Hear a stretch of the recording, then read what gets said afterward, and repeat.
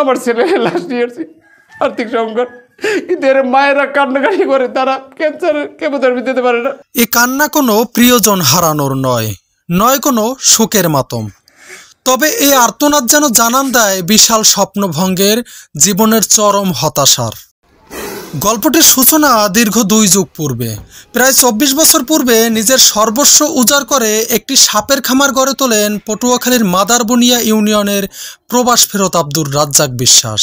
বর্তমানে তার খামারটিতে রয়েছে কিংকোবরা, রাসেলস ভাইপার ও পাইথন সহ প্রায় 1.5 শতাধিক বিষধর সাপ। এ সকল সাপকে লালন পালনে ইতিমধ্যে তিনি ব্যয় করেছেন জীবনের সকল উপার্জন, বিক্রি করেছেন সম্পত্তি, এমনকি স্ত্রীর গহনাও বন্ধক রেখেছেন অন্যত্র। জীবনের এমন প্রতিকূল অবস্থায় দাঁড়িয়ে খামারটির সরকারি অনুমোদনের জন্য বিভিন্ন দপ্তর ঘুরলেও তিনি পাননি কোনো সহায়তা। ES1 থেকে আমার এই সাপের খামারটা পরিদর্শন করে এবং তারা প্রতিবেদন দেয় আমাকে লাইসেন্স দেওয়ার জন্য।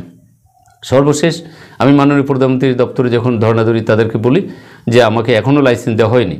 সর্বশেষ বন মন্ত্রকে তারা চিঠি করে যে আইনগত মতামত আপনারা দাখিল করেন যে কেন ওনাকে লাইসেন্স দিতে পারছেন না এবং কোন সমস্যার কারণ, কিন্তু তারা কারণ আদৌ ব্যাখ্যা করেনি।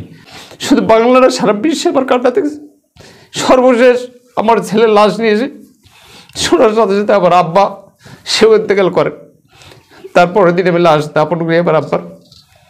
1 মাসের মাথায় আমার মা মারা যায়।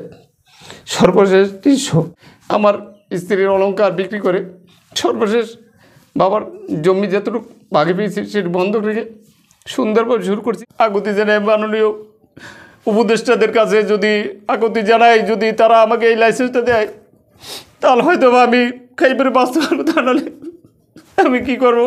যদি এই লাইসেন্সটা না দেওয়া হয়েছে আমার আত্মহত্যা করে ছাড়া কিছুই থাকবে না। খামারটিতে কর্মরত শ্রমিকরা জানান বর্তমানে খেয়ে না খেয়েই দিন পার করছেন আব্দুর রাজ্জাক, এমনকি ঠিকঠাকভাবে দিতে পারছেন না কর্মচারীদের বেতনও। এখন সাপের খাওয়াইবে না, আমাদের খাওয়াইবে, আমরা না খাইয়া তারপরে সাপের খামারে কাজ করতে আছি। আমার সরকারের কাছে এইটুকুই আবেদন, আমরা যেন খাইয়ে পড়ে বাঁচতে থাকতে পারি, আমাদের দেশে একটা সম্পদ যেন বিলুপ্ত না হয়। কত মানুষ খাটতে আছে, আর্থিক সম্পদ অনেক বিলে গেছে। এখন যাতে এই লাইসেন্সটা পাওয়া যায়, এইটা আমি সরকারের কাছে আবেদন করি। এ বিষয়ে পটুয়াখালী বন বিভাগের সাথে কথা হলে তারা জানান ইতিপূর্বে রাজ্জাক বিশ্বাসের সাপের খামারটি অবৈধ ঘোষণা করা হয়েছিল, তবে তিনি চাইলে সকল নিয়ম কানুন মেনে আবারও খামারটি শুরু করতে পারেন। আপনারা জেনে থাকবেন রাজ্জাক বিশ্বাসের খামারটি বিভিন্ন অভিযোগের প্রেক্ষিতে আমাদের ডিপার্টমেন্ট কর্তৃক সেটা বন্ধ করা দেওয়া হয়েছিল।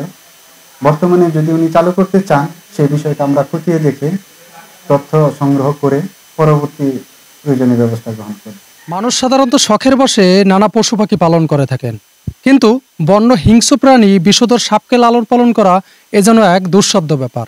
এমনই দুঃসাধ্য কাজকে সাধ্য করে দেখিয়েছেন পটুয়াখালীর আব্দুর রাজ্জাক বিশ্বাস। কিন্তু অতীব দুঃখের বিষয়, দীর্ঘ 24 বছর যাবৎ এই সাপের খামার করেও এখন পর্যন্ত মিলেনি সরকারি অনুমোদন। তাই তিনি প্রত্যাশা করেন সরকারি অনুমোদনের। পটুয়াখালী থেকে সোহাইব মাকসুদ, নূর নবী।